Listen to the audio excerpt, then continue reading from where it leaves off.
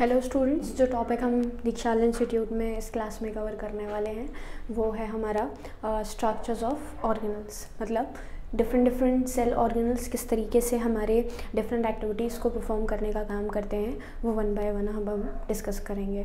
तो सबसे पहले जो इनिशिएशन करना था, हम पहले लास्ट टॉपिक में जो सेल वॉल का स्ट्रक्चर है वो डिस्कस कर चुके हैं।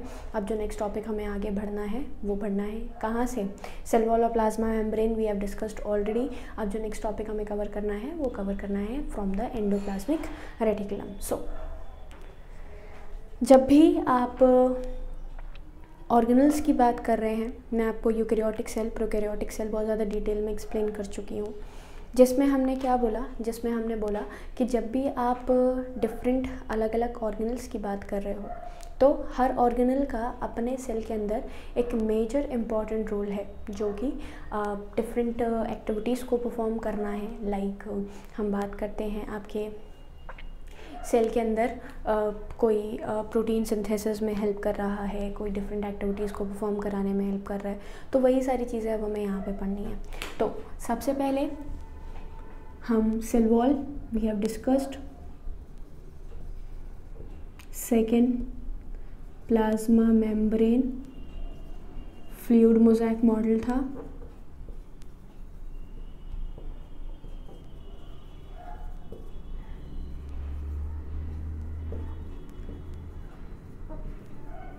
We have discussed. थर्ड आज जो हमें आज डिस्कस करना है वो है आपका एंडोप्लाज्मिक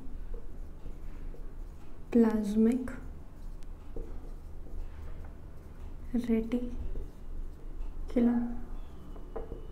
सी। जब आप एंडोप्लाज्मिक रेटिकुलम की बात करते हो तो एंडोप्लाज्मिक रेटिकुलम हमारे सेल को एक फ्रेमवर्क देने का काम करता है। अगर मैं एक रफ डायग्राम बनाऊं तो आपको इस तरीके का डायग्राम याद होगा, जब हमने सेल पढ़ा था तब पढ़ा था,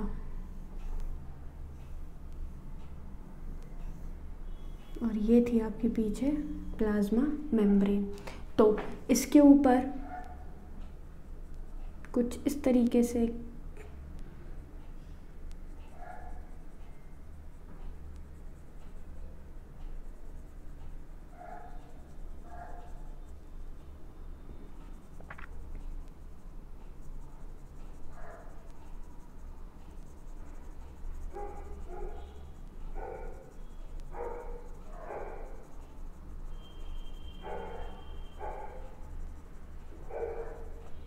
देखिए, हमने एंडोप्लाज्मिक रेटिकुलम को दो लेबल्स दिए थे। एक बोला था smooth endoplasmic reticulum that is SER, दूसरा आपका rough endoplasmic reticulum that is RER। मतलब अगर मैं बोलूँ ये क्या चीज़ थी, ये है आपका प्लाज्मा मेम्ब्रेन। सो आप जब भी डिफरेंट ऑर्गेनल्स की बात करते हो तो इसमें सबसे पहला ऑर्गेनल और मेजर हमारे सेल में एक मेजर स्पेस एरिया को कवर करने वाला जो ऑर्गेनल है वो क्या है, एंडोप्लाज्मिक रेटिकुलम है। ओके, बहुत ज़्यादा स्पेस एरिया बनाता है। इसके इनफोल्डिंग्स होने की वजह से हमारा जो सेल्स है वो मतलब जो सेल है उसको एक एक्स्ट्रा सरफेस एरिया कवर करने को मिल जाता है, और जब वो सरफेस एरिया बन जाएगा तो सरफेस एरिया की वजह से केमिकल एक्टिविटीज़ जो है वो इसके ऊपर परफॉर्म करवाई जाती हैं। तो देखें, एंडोप्लाज्मिक रेटिकुलम सबसे पहली चीज़, मैं कुछ जनरल कैरेक्टर्स लिख रही हूँ। Externally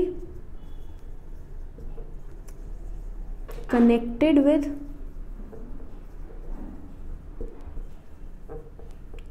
plasma membrane. भाई पीछे की तरफ से ये किससे कनेक्शन बना रहा है, प्लाज्मा मेम्ब्रेन से, या फिर मैं बोल सकती हूँ it is an extension of a plasma membrane. बात एक ही है। दूसरा मैं बोलूँ इंटरनली, ये क्या है भाई, ये है आपकी न्यूक्लियर मेम्ब्रेन।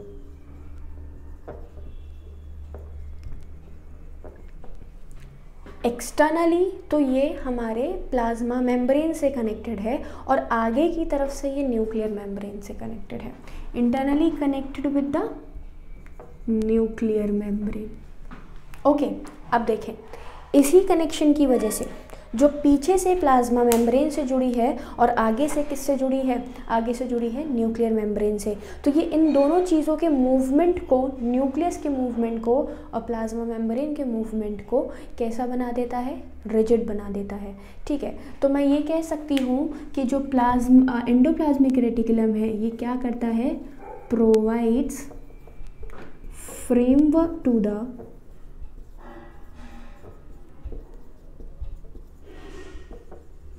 हमारे सेल को क्या प्रोवाइड करने का काम करता है, फ्रेमवर्क प्रोवाइड करने का काम करता है, मतलब एक रिजिडिटी, एक कॉम्प्लेक्स स्ट्रक्चर बनाने का काम करता है, देता है, जिसकी वजह से जो सेल का पार्ट है वो एक जगह से दूसरी जगह पर मूव करना जो है वो बंद कर देगा। ओके, दूसरी चीज़, हमने इस एंडोप्लाज्मिक रेटिकुलम को कितने पार्ट्स में डिवाइड किया है, 2 पार्ट्स में। एक तो smooth endoplasmic reticulum,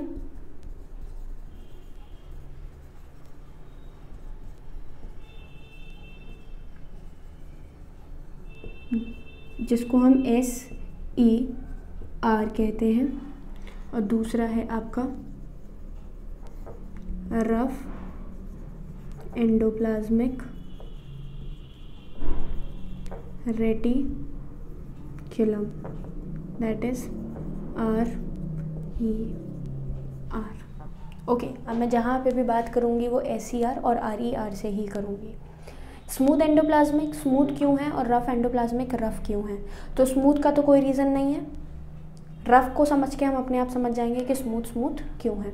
rough endoplasmic reticulum को रफ एंडोप्लाज्मिक रेटिकुलम बोला गया है because of presence of ribosomes on a surface of it. इसकी सरफेस पे राइबोसोम्स की प्रेजेंस होने की वजह से हमने इस स्ट्रक्चर को क्या नाम दिया है, इस स्ट्रक्चर को रफ एंडोप्लाज्मिक रेटिकुलम नाम दिया है। बात को समझ रहे हैं मैं क्या बोल रही हूँ, मैंने बोला कि इस पूरे के पूरी सरफेस पे ये जो आपको रफ सा स्ट्रक्चर दिख रहे हैं ये कुछ और नहीं बल्कि क्या है, राइबोसोम्स हैं। राइबोसोम्स प्रोटीन सिंथेसिस करवाते हैं, इसका स्ट्रक्चर और फंक्शन जो है वो हम आगे डिटेल में पढ़ने वाले हैं। तो राइबोसोम्स प्रोटीन सिंथेसिस करवाता है सबसे पहली चीज़, और जब राइबोसोम्स प्रोटीन सिंथेसिस करवा रहा है तो इस राइबोसोम को प्रोटीन सिंथेसिस करवाने के लिए एक सरफेस एरिया की ज़रूरत है, एक स्पेस की ज़रूरत है। वो सरफेस एरिया, वो स्पेस कौन प्रोवाइड करता है, एंडोप्लाज्मिक रेटिकुलम। और जब बहुत सारे स्ट्रक्चर्स एंडोप्लाज्मिक रेटिकुलम पर आकर लग जाते हैं तो वो एंडोप्लाज्मिक रेटिकुलम दिखने में ऐसा लगता है जैसे रफ स्ट्रक्चर है, जो मेम्ब्रेन है वो कैसी है, रफ है। तो उसी रफ मेम्ब्रेन को, उस रफ स्ट्रक्चर को हमने क्या नाम दिया है, रफ एंडोप्लाज्मिक रेटिकुलम नाम दिया है। ओके, अगर राइबोसोम्स प्रेजेंट हैं तो वो RER हो गया। अब ऑब्वियस सी बात है, जब राइबोसोम्स उसकी सरफेस पे नहीं है तो हम उसको क्या जवाब दे देंगे, SER या फिर स्मूथ एंडोप्लाज्मिक रेटिकुलम। ओके, अब जब हम आगे बढ़े तो आगे बढ़ने पे हमने क्या देखा, अब फंक्शंस पे आ जाते हैं। स्मूथ एंडोप्लाज्मिक रेटिकुलम पर एब्सेंस ऑफ राइबोसोम्स, जिसकी वजह से हमें कैसा दिखता है, एकदम स्लिपरी स्मूथ दिखता है। क्लियर। फिर जब हम आगे बढ़े तो आगे बढ़ने पर हमने क्या देखा, आगे बढ़ने पे हमने देखा कि यहाँ पे जो रफ एंडोप्लाज्मिक रेटिकुलम है इसका काम क्या है। तो पहली चीज़ आपने देख लिया, जो पूरा का पूरा एंडोप्लाज्मिक रेटिकुलम है आगे से पीछे से प्लाज्मा मेम्ब्रेन से जुड़ा है और न्यूक्लियर मेम्ब्रेन से जुड़ा है, तो न्यूक्लियस के मूवमेंट को रिस्ट्रिक्ट कर देता है, प्लाज्मा मेम्ब्रेन के मूवमेंट को रिस्ट्रिक्ट कर देता है। तो this is how it is providing the framework to the cell. ठीक है, लेकिन एक्चुअल मेजर फंक्शन परफॉर्म करने का काम क्या कर रहा है, तो यहाँ पे सिंथेसिस ऑफ प्रोटीन, लॉजिकल सी चीज़ है। जब आपको दिख रहा है कि यहाँ पे राइबोसोम्स प्रेजेंट हैं तो राइबोसोम्स का मतलब क्या हुआ, ये किसकी सिंथेसिस करेंगे, ये प्रोटीन की सिंथेसिस करेंगे। और यहाँ पे स्मूथ एंडोप्लाज्मिक रेटिकुलम की बात करते हैं तो सिंथेसिस ऑफ लिपिड्स, ये बनाता है लिपिड्स, ये बनाता है proteins. Rough endoplasmic reticulum framework provide करवाने के साथ साथ सबसे पहली चीज़ हमारे रफ RER जो है वो प्रोटीन की सिंथेसिस करवाता है, और अगर मैं बात करूँ SER की तो ये लिपिड्स की सिंथेसिस करवाने के लिए रिस्पॉन्सिबल है हमारी बॉडी के अंदर, हमारे सेल के अंदर। क्लियर। अब यहाँ पे हमने एक टर्म और दिया जिसको हम बोलते हैं कंबाइन। अब मैं यहाँ पे एक कंबाइन पॉइंट लिख रही हूँ helps in membrane biogenesis, helps in membrane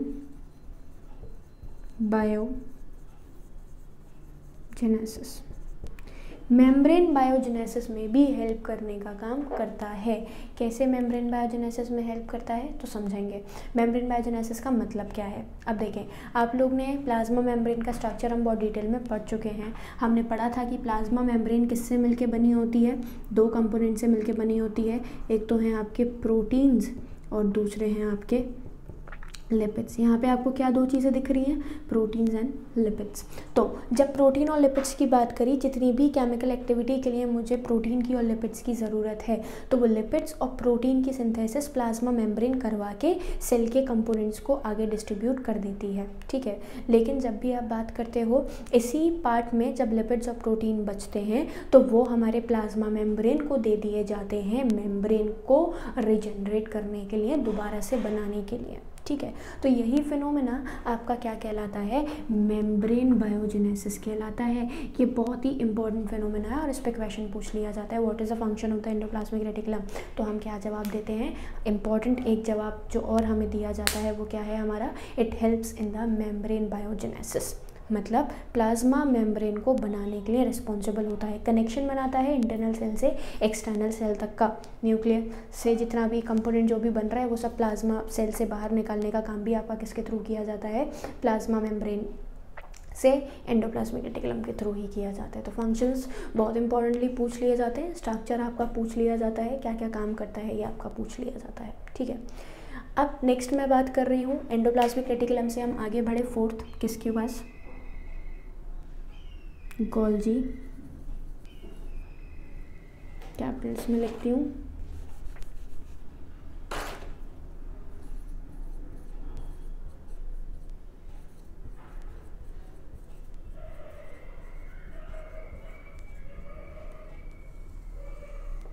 Golgi पैरेटिस, Golgi body, Golgi पैरेटिस, कई सारे नाम दिए जाते हैं। देखें गोल्जी पैरेटिस का स्ट्रक्चर भी आपको याद होगा, क्लियर नहीं था, बस मैंने एक थोड़ा सा रफली ड्रॉ किया था, पर यहाँ मैं प्रॉपर तरीके से ड्रॉ कर रही हूँ, देखेंगे।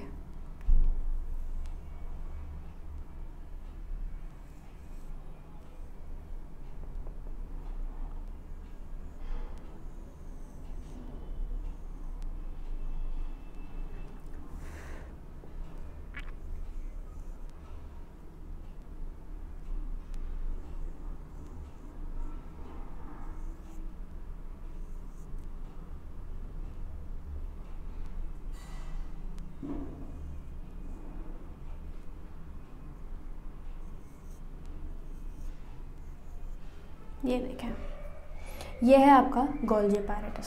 बेटा सबसे पहली चीज़, गोल्जी पैरेटिस को हमने डिवाइड किया है दो फेसेस में।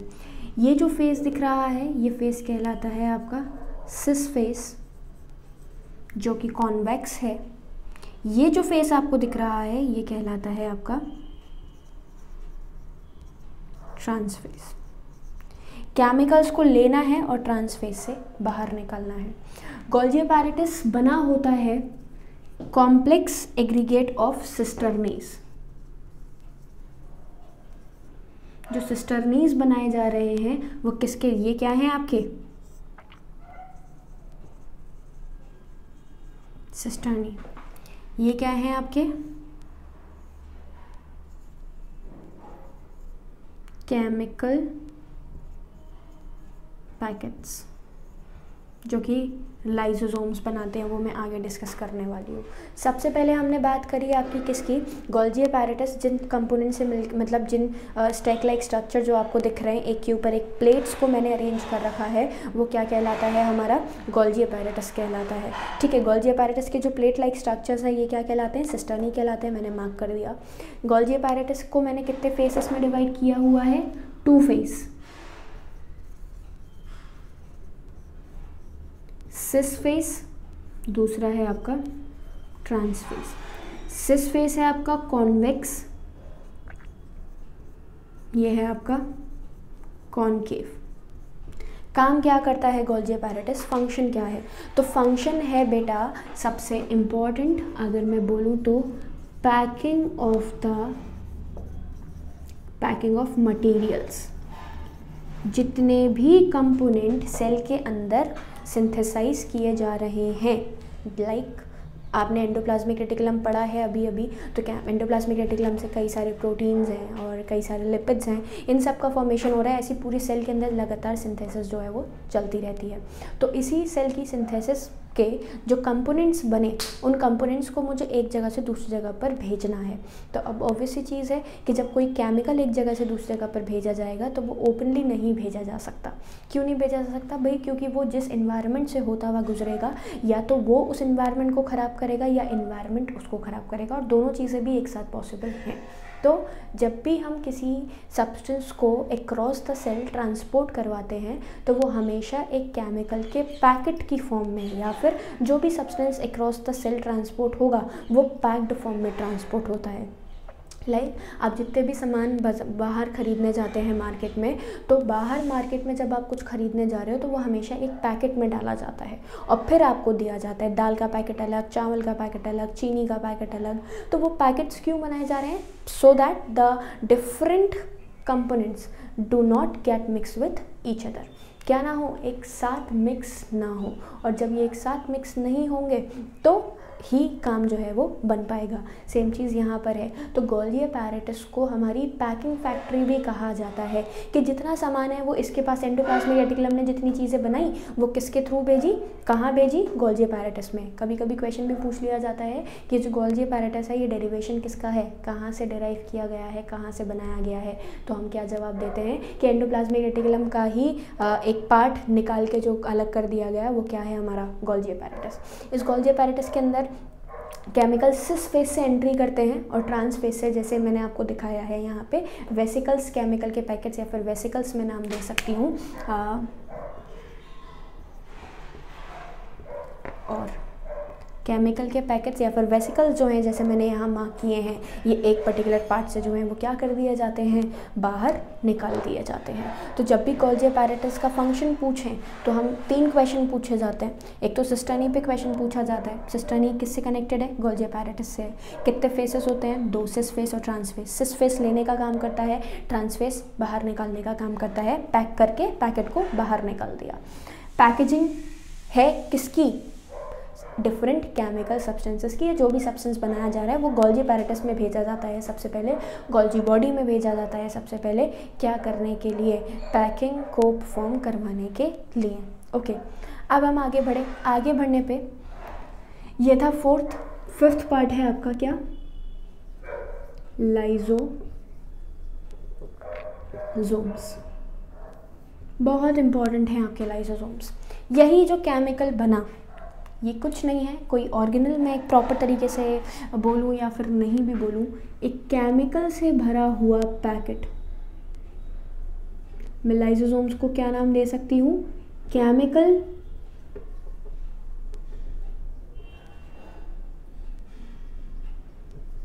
Field packet. क्या है इसके अंदर? Hydrolytic enzymes. Hydrolytic enzymes present है लाइसोसोम्स, केमिकल फिल्ड पैकेट्स हैं और इसके अंदर प्रेजेंट है आपके हाइड्रोलिटिक एंजाइम्स। ये पैकेट कैसा पैकेट है? एक सील्ड पैकेट है जो कि गोल्गी एपैरेटस से बनाया गया। तो पूछो भी कहाँ से आया, तो हम सीधे सीधे जवाब दे देते हैं कि लाइसोसोम्स में, जैसे गोल्गी एपैरेटस में जैसे वेसिकल्स बनाए जा रहे हैं वही वेसिकल आपका लाइसोसोम भी है एक।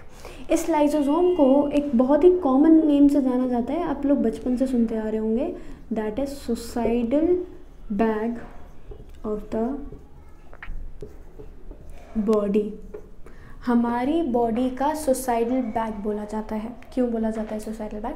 उसका रीज़न समझिए। ये जो पैकेट है ये एक तरीके का सील्ड पैकेट है, ठीक है। अगर जब भी कोई आपका मैं बात करती हूँ, जैसे जब भी कोई हमारा फॉरेन पार्टिकल, कोई भी माइक्रोब हमारी बॉडी में एंटर किया, लाइक बैक्टीरिया, फंजाई, कुछ भी अनवांटेड पार्टिकल जब बॉडी में एंटर करेगा, तो एंटर करने पे ये हाइड्रोलिटिक एंजाइम्स जो हैं ये डिसॉल्व कर देते हैं उसकी वॉल को। तो लाइसोसोम जो है वो अपनी पैकेट को खोलता है, खोलने पे जितने केमिकल्स हैं उनको बाहर निकलता है, उस जो भी फॉरेन पार्टिकल आया है उसको चारों ओर से कवर करके उस पार्टिकल को डिग्रेड कर देगा, डिकम्पोज कर देगा। ठीक है, तो जब आप हाइड्रोलिटिक एंजाइम्स की बात कर रहे हो तो हाइड्रोलिटिक एंजाइम्स को निकालने के लिए इस पैकेट को ब्रेक करना पड़ेगा, और जब आपको इस पैकेट को ब्रेक करना पड़ेगा तो इसका क्या मतलब है, इसका मतलब ये है कि जब भी आप लाइसोसोम्स की बात करेंगे और इसको किसी फॉरेन पार्टिकल को किल करना है तो किल करने के लिए पैकेट को खोलने का मतलब है लाइसोसोम्स को खुद को ख़त्म कर देना।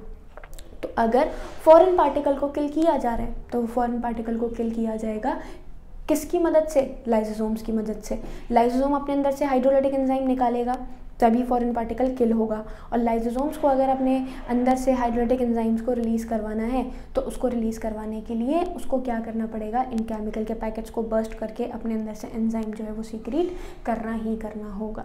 क्लियर। तो अब जब हम आगे बढ़े तो आगे बढ़ने पे हमने क्या बोला, lysosomes are the chemical packets which is filled with the hydrolytic enzyme. Basically acid phosphatase जो है वो बेसिक एंजाइम होता है, एसिड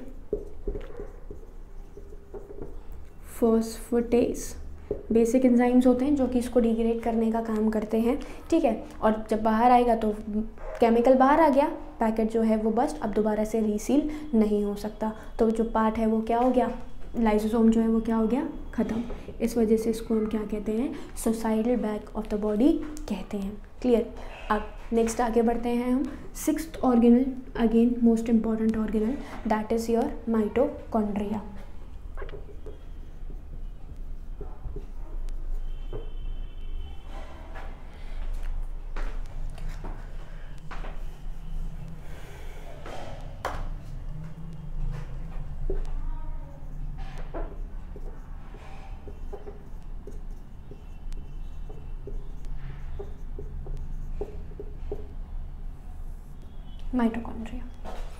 माइटोकॉन्ड्रिया एक बहुत ही इम्पॉर्टेंट ऑर्गेनल हमारे सेल का, जिसको हम बोलते हैं हमारा power house of the cell.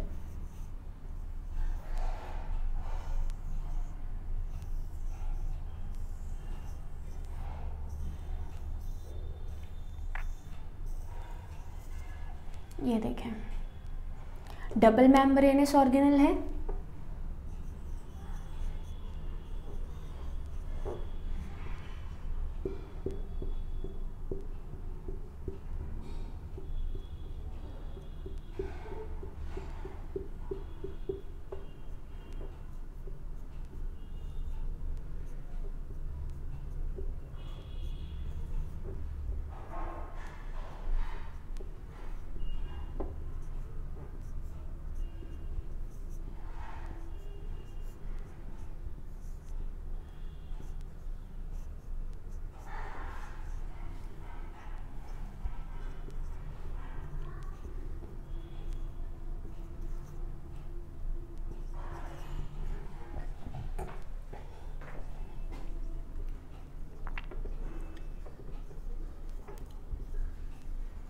Membrane bound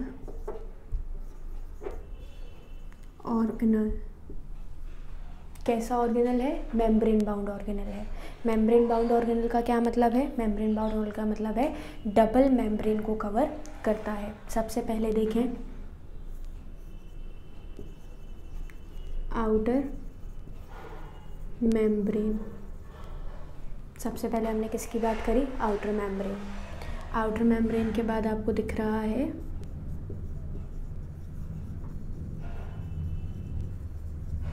inner membrane. देखें मैंने क्या बोला, मेम्ब्रेन बाउंड ऑर्गेनल है, मतलब दो मेम्ब्रेन से आपस में जुड़ के मिलके बना है। इनर मेम्ब्रेन और दोनों के बीच में इंटर मेम्ब्रेनस स्पेस प्रेजेंट होती है, तो ये मैं मार्क कर देती हूँ, नीचे ही लिखती हूँ।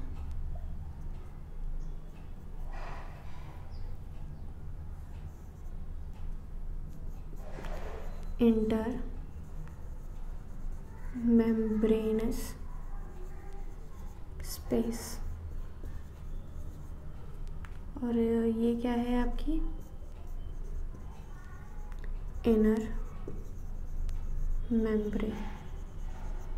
आगे बढ़े, इनर मेम्ब्रेन को, inner membrane is turn into infoldings from inside. अंदर की तरफ से मैंने इनर मेम्ब्रेन को क्या किया हुआ है, कई सारे फोल्डिंग्स में जो है वो फोल्ड कर दिया है, और यही कॉल्ड एज या फिर नोन एज क्रिस्टी।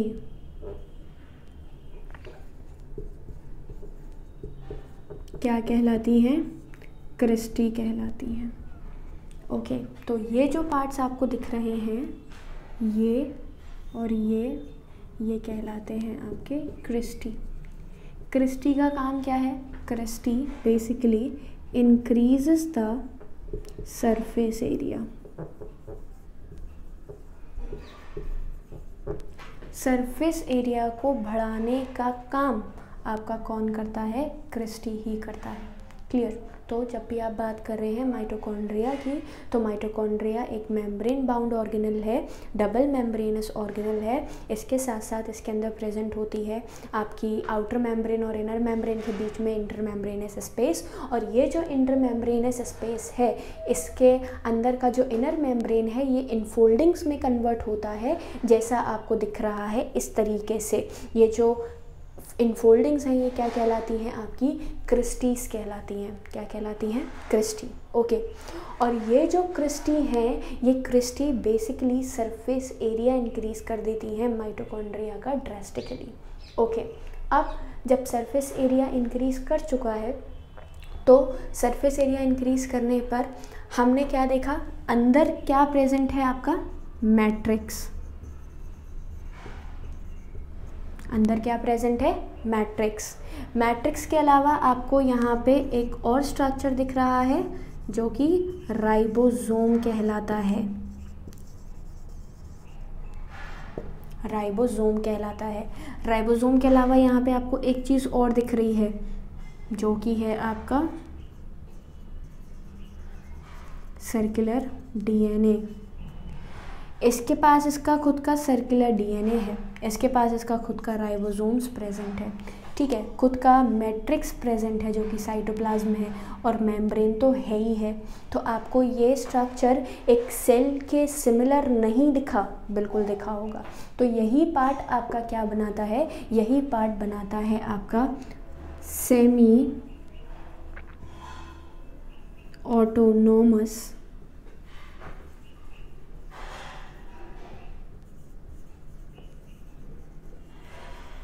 ऑर्गेनल। कैसा ऑर्गेनल है ये? एक सेमी ऑटोनॉमस ऑर्गेनल है। प्रेजेंस ऑफ राइबोसोम की वजह से ये अपनी प्रोटीन की, राइबोसोम प्रेजेंट है लेकिन हम बोले तो 70S।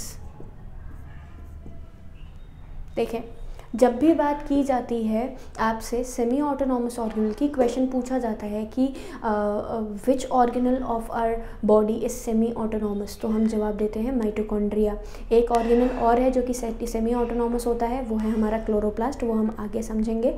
क्यों है semi autonomous? Because of presence of its own ribosomes and circular DNA. मतलब इसको अपनी प्रोटीन की सिंथेसिस करने के लिए किसकी ज़रूरत नहीं है, मतलब क्या कर सकता है? अपनी खुद की प्रोटीन की सिंथेसिस खुद से कर सकता है, क्योंकि इसके पास इसके खुद के राइबोसोम्स प्रेजेंट हैं। क्लियर? इसके अलावा अगर मैं बात करूं आपके मैट्रिक्स की, तो ये जो मैट्रिक्स है आपका, ये मैट्रिक्स और सर्कुलर डीएनए, आप भाई सिंपल बात करें तो एक सेल के अंदर सेल होने के लिए क्या क्या चीज़ों की प्रेजेंस मस्ट है? एक तो आपका जेनेटिक मटेरियल जो कि न्यूक्लियस की फॉर्म में होता है, आपके मेम्ब्रेन और एक मैट्रिक्स। ओके, बाकी राइबोसोम्स भी है। तो यहाँ पे ये जो सेल है, ये एक सेल की तरह ही, ये जो ऑर्गेनल है ये एक सेल की तरह ही बिहेव करता है।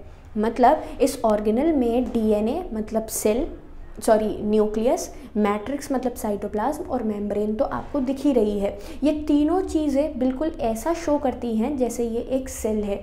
तो हमने इसको एक और नाम यहाँ पर दिया है, that is example of cell within cell, cell के अंदर, सेल बहुत इंपॉर्टेंट है, सेल के अंदर सेल का प्रेजेंस। भाई यूकैरियोटिक सेल के ही तो पार्ट्स हम पढ़ रहे हैं, यूकैरियोटिक सेल में ही एक ये स्ट्रक्चर मिलता है जो कि आपका क्या कहलाता है, सेल विद इन सेल का एग्जाम्पल कहा जाता है। ठीक है, तो जब आप सेल विद इन सेल की बात कर रहे हैं तो ये सेल विद इन सेल का एग्जाम्पल माइटोकॉन्ड्रिया देता है। और कैसा cell, prokaryotic cell within eukaryotic cell.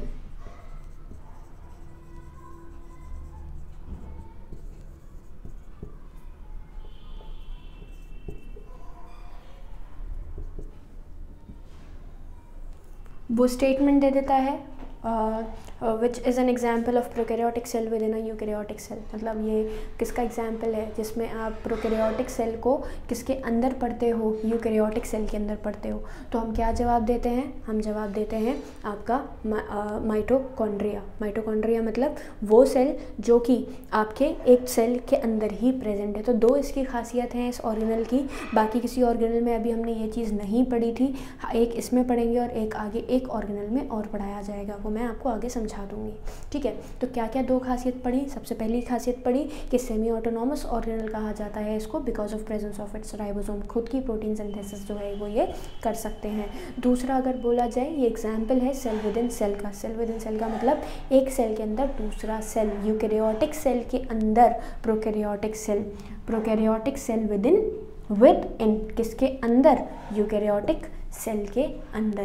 Clear, क्यों, क्योंकि एक सेल की तरह ही बिहेवियर करता है। ठीक है, अब इसका इम्पॉर्टेंट पार्ट जो बोला जाता है, माइटोकॉन्ड्रिया बचपन से जो चीज़ हम पढ़ते आ रहे हैं वो क्या है, माइटोकॉन्ड्रिया को बोलते हैं हम पावर हाउस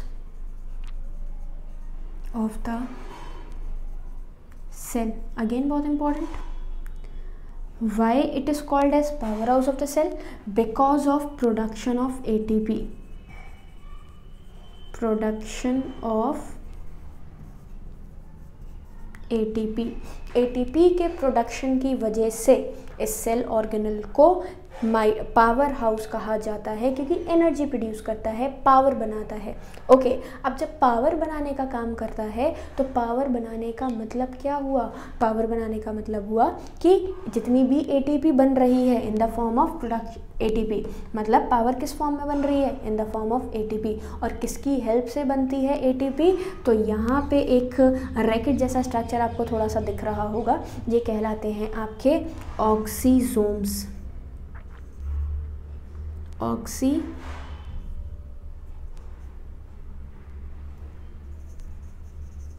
या फिर F1 F0 particles, F1 F0। जितनी भी एनर्जी ये माइटोकॉन्ड्रिया बनाता है ये सब किसके अंदर बनाता है, ऑक्सीजोम्स के अंदर ही बनाता है। तो जब भी आप बात करें आपके ऑक्सीजोम्स से एनर्जी के प्रोडक्शन की, तो वो एनर्जी की प्रोडक्शन आपकी कहाँ करवाई जा रही है, वो एनर्जी की प्रोडक्शन करवाई जा रही है आपके माइटोकॉन्ड्रिया के ऑक्सीजोम्स के अंदर। तो पूरे के पूरे पार्ट में भाई एनर्जी कहाँ बनी, इस क्रिस्टी के ऊपर प्रेजेंट ऑक्सीजोम। तो क्रिस्टी ने जो सरफेस एरिया बढ़ाया, मिलियंस मतलब बहुत ज़्यादा क्वांटिटी में ये हमारी क्रिस्टीज पे प्रेजेंट होते हैं। तो इनर सरफेस के अंदर जो इनफोल्डिंग्स मैंने आपको दी, ये इनफोल्डिंग्स एक्चुअली दी क्यों गई हैं, ये इनफोल्डिंग्स दी गई हैं ताकि ज़्यादा से ज़्यादा मतलब नंबर ऑफ क्रिस्टीज जो हैं में occupy the space of inner membrane so that the larger amount of ATP production में takes place। ओके, सो फिर से समझेंगे मैंने क्या बोला आप लोगों को। जो आपका माइटोकॉन्ड्रिया है, या फिर स्टार्टिंग से देख लेते हैं अभी क्लास में हमने क्या क्या पढ़ा। सबसे पहले हमने बात करी आपके एंडोप्लाज्मिक रेटिकुलम की। एंडोप्लाज्मिक रेटिकुलम सरफेस एरिया बढ़ा देता है हमारे सेल का केमिकल एक्टिविटीज़ के लिए, राइबोसोम्स को स्पेस प्रोवाइड कर रहा है। क्या करने के लिए, राइबोसोम्स को स्पेस प्रोवाइड कर रहा है प्रोटीन की सिंथेसिस करने के लिए। इसके साथ साथ मैं बात करूँ फ्रेमवर्क देता है हमारे सेल को, दो पार्ट्स में डिवाइड किया गया, rough endoplasmic endoplasmic reticulum and smooth endoplasmic reticulum. फिर प्रोटीन की और लिपिड की सिंथेसिस साथ में होती है और यही दोनों कंपोनेंट्स हैं हमारे प्लाज्मा मेम्ब्रेन की। तो हमारे प्लाज्मा मेम्ब्रेन को बनाने का काम भी ये वाला पार्ट करता है। तो ये कहलाता है आपका मेम्ब्रेन बायोजेनेसिस। मतलब किस चीज़ में हेल्प कर रहा है ये? It is helping in the membrane biogenesis. फिर हम आगे बढ़े गोल्जी अपैरेटस में। गोल्जी अपैरेटस पैकिंग करता है, वेसिकल्स बनाता है हमारे सेल्स के अंदर। दो फेसेस हैं इसके, एक तो सिस फेस है और दूसरा है आपका ट्रांस फेस। तो यही जो सिस फेस और ट्रांस फेस है ये दोनों क्या करते हैं, आपका सिस फेस से एंट्री होती है केमिकल की और ट्रांस फेस के अंदर से बाहर आ जाती है और केमिकल जो है वो सिंथेसाइज हो जाता है। आगे हमने बात करी लाइसोसोम्स की। हाइड्रोलाइटिक एंजाइम्स प्रेजेंट होते हैं और हाइड्रोलाइटिक एंजाइम्स में भी अगर मैं बात करूँ कॉमनली क्या प्रेजेंट है तो एसिड फॉस्फेटेस। ठीक है, societal bag of the body है, मतलब बर्स्ट हो जाता है केमिकल का पैकेट जब भी कोई फॉरेन पार्टिकल इसके अंदर एंट्री करेगा। और जब भी कोई केमिकल फॉरेन पार्टिकल एंट्री किया तो बर्स्ट करने पे केमिकल बाहर निकालेगा और जब खुद केमिकल बाहर निकालेगा तो ये खुद भी डेड हो जाता है। क्लियर। फिर हम अभी जो रिसेंट बात कर रहे थे वो कर रहे थे अबाउट द माइटोकॉन्ड्रिया। माइटोकॉन्ड्रिया को power house of the cell भी कहते हैं क्योंकि यहाँ पर एनर्जी बनती है in the form of ATP. किस पार्ट में बनाई जाती है तो ऑक्सीजोम्स में बनाई जाती है। ठीक है, इसके साथ साथ दो मेम्ब्रेन्स हैं। इनर मेम्ब्रेन को मैंने इनफोल्डिंग्स में टर्न कर दिया है और ये जो इनफोल्डिंग्स बने हैं ये इनफोल्डिंग्स आपके क्या करते हैं, ये इनफोल्डिंग्स आपकी क्रिस्टी बनाते हैं। ठीक है, क्रिस्टी पे ही F1 F0 पार्टिकल या फिर ऑक्सीजोम्स की प्रेजेंस होती है। ठीक है, ये जो है आपका सेमी ऑटोनॉमस ऑर्गेनल है, इसके साथ साथ सेल विद इन सेल का भी एग्जाम्पल है। तो ये पूरे के पूरे कुछ ऑर्गेनल्स हैं इसमें। जैसे हमने एक क्लास में आपके सीलिया फ्लैजिला के बारे में पढ़ा, सेल वॉल के बारे में पढ़ा, प्लाज्मा मेम्ब्रेन के बारे में पढ़ा। ऐसी इस क्लास में हमने एंडोप्लाज्मिक रेटिकुलम कवर किया, गोल्जी अपैरेटस कवर किया, लाइसोसोम्स कवर किए और माइटोकॉन्ड्रिया कवर किए। अब नेक्स्ट क्लास में जो हम स्टडी करने वाले हैं वो है आपका क्या, वो है नेक्स्ट पार्ट हम बात करें तो क्लोरोप्लास्ट, जो कि बहुत इंपॉर्टेंट है। क्लोरोप्लास्ट के बाद हम पढ़ेंगे सेंट्रोसोम। सेंट्रोसोम सेल डिवीजन में हेल्प करवाता है, सेंट्रोसोम को डिटेल में पढ़ना है। और लास्ट पार्ट हमें पढ़ना है न्यूक्लियस। न्यूक्लियस के अंदर के अलग अलग कंपोनेंट जो मैंने आप लोगों को सबसे पहली क्लास में कवर किए थे वो सारे पार्ट आएंगे। क्रोमोसोम्स के बारे में डिस्कस करेंगे और सेल चैप्टर आपका जो है वो ख़त्म हो जाएगा।